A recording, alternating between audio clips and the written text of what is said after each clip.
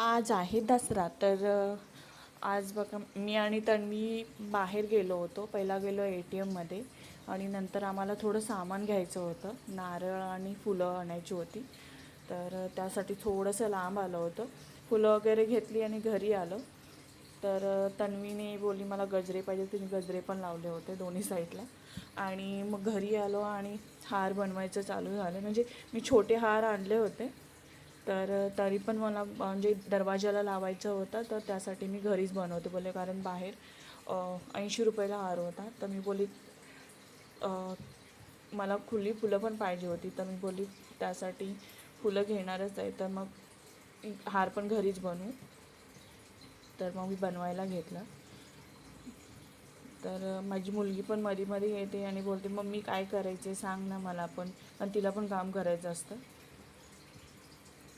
तर तिला बोलली मग पानं काढून दे मला. तर ती मी मला आता पानं काढून दे. तर यानंतर ना जेवण पण बनवायचं बाकी आहे माझं.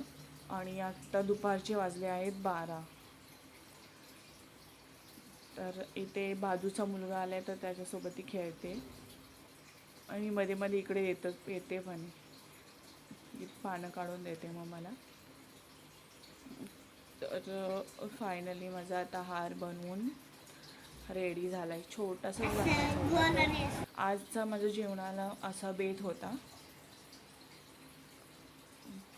मस्त छोले पण होते, थोडेच बनवले होते. तर तन्वीच्या पप्पाने इकडे पूजा करून घेतली. तर भेटू अशा नेक्स्ट व्हिडिओमध्ये. बाय.